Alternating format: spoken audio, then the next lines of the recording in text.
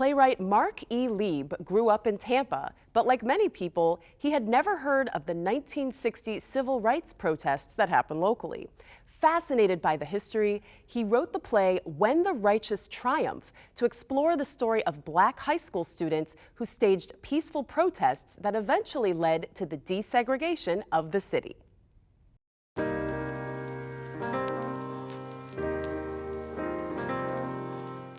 I've been writing plays since the late 1970s, and I wanted to write about social justice, but I didn't know what precisely I would write about.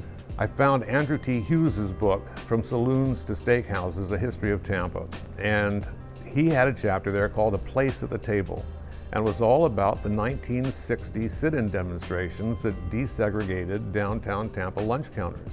I thought I grew up in Tampa. I was a child in Tampa when these took place. I didn't know they happened.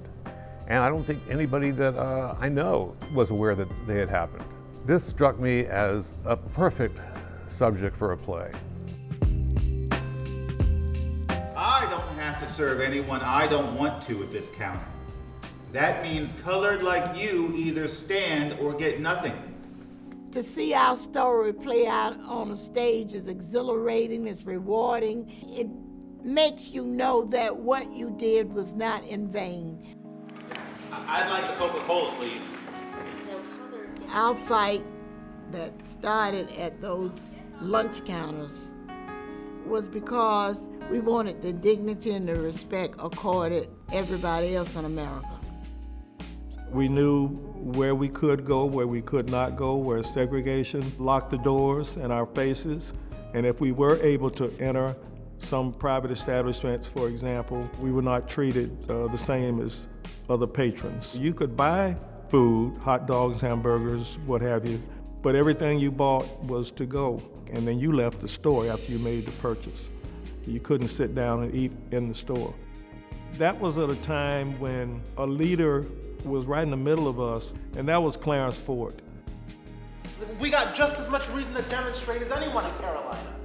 The sit-ins started in North Carolina at F.W. Woolworth on February 1st, 1960. I went and talked with the president of our council and told him, say, we have the same problem here in Tampa, so why don't we do the same thing here in Tampa?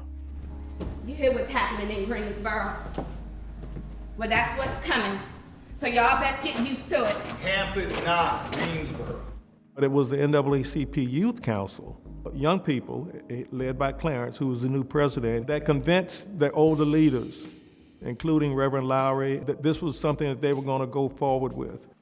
What I'm asking is for bodies to go to some lunch counters in downtown Tampa and simply sit there and order a soda or a coffee.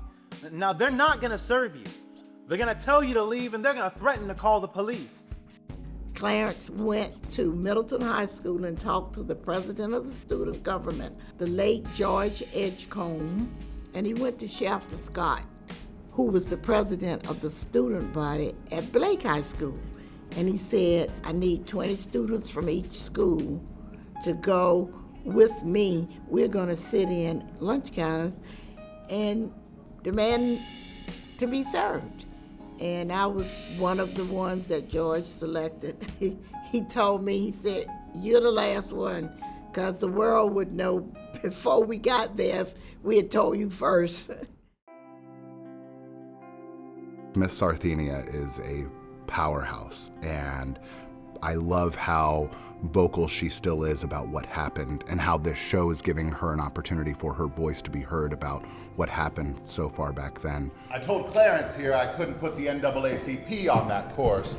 My name is Clay Christopher, and I play Reverend A. Leon Lowry.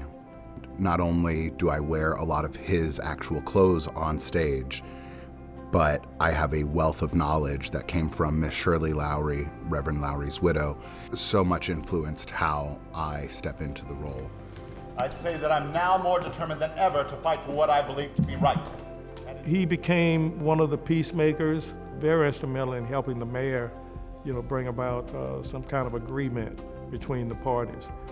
We have succeeded, and the Reverend got us there. When the lunch counter was integrated, man, we was overjoyed, man. You all have waited for this a long time and have every right to celebrate.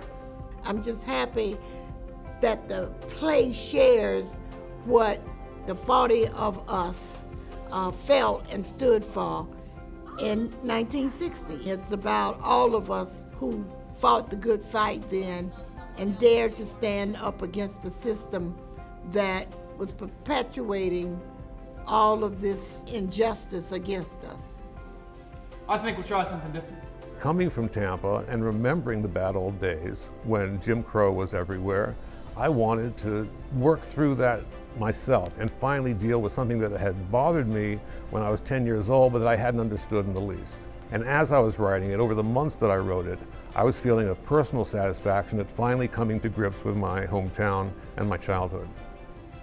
Congratulations. What I think that folks in general can take away from When the Righteous Triumph: someone paved the way, someone did it. Here's a story that happened right in your town, and it wasn't that long ago. The other thing that I want us to take is a cautionary tale. If we are not careful, we will repeat.